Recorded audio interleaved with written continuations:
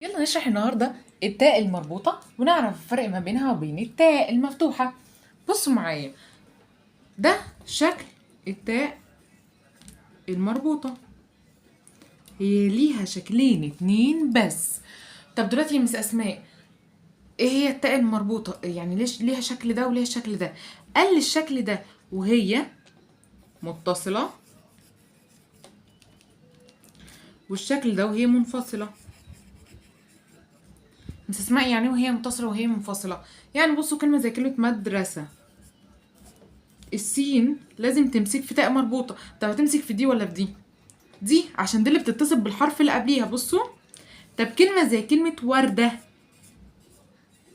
بصوا، طب ليه اصلا التاء ما مسكتش في الدال؟ عشان الدال ده حرف ايه؟ حرف اناني، ما بيمسكش في اللي بعده، ما بيمسكش فين؟ في الحرف اللي بعده. فعشان كده كان لازم ان التاء المربوطة تيجي منفصلة مش ماسكة فيه.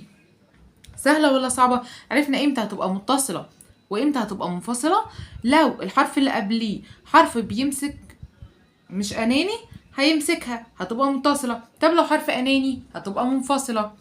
يعني مثلا زي كلمة حديقة، بصوا كلمة هنا زي كلمة زهرة. مس اسماء، انت مش ملاحظة حاجة؟ احنا لما بنيجي ننطق التاء المربوطة وهي لوحدها كده بنطقها اهي، بنطقها ايه؟ زي صوت الهاء. حديقة، مدرسة، وردة، زهرة. لكن بصي كلمة زي كلمة حوت اتنطقت ت، اتنطقت ايه؟ اتنطقت ت.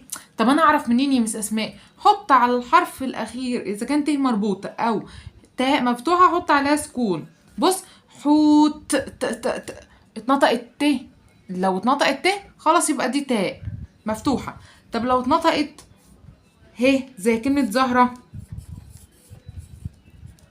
زهرة، يبقى تاء مربوطة. عرفنا امتى هنكتبها تاء وامتى نكتبها هاء. طب قولولي كلمة زي كلمة معلمة، معلمة هكتبها ايه؟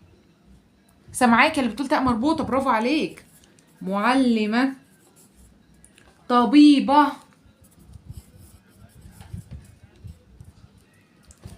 كلمة زي كلمة مهندسة.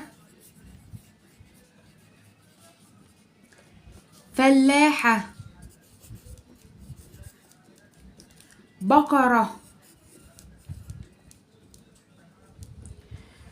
بصوا كلمة بقرة كتبتها وهي ايه؟ منفصلة. ليه؟ علشان كلمة بقرة يا مس أسماء الره لازم ما ينفعش تمسك في اللي بعديها، صح ولا لأ؟ طيب كلمة مدرسة، بصوا سهلة ولا صعبة؟ كده عرفنا الفرق بين التاء المربوطة والتاء المفتوحة. في الفيديو الجاي هنوضح الفرق بين التاء المربوطة والتاء المفتوحة والهاء، وازاي نفرق ما بينهم ونختار انهي واحدة فيهم. ما تنسوش تعملوا لايك وشير وكومنت، وكمان تفعلوا زر الجرس لو مش مشتركين في القناة. باي باي.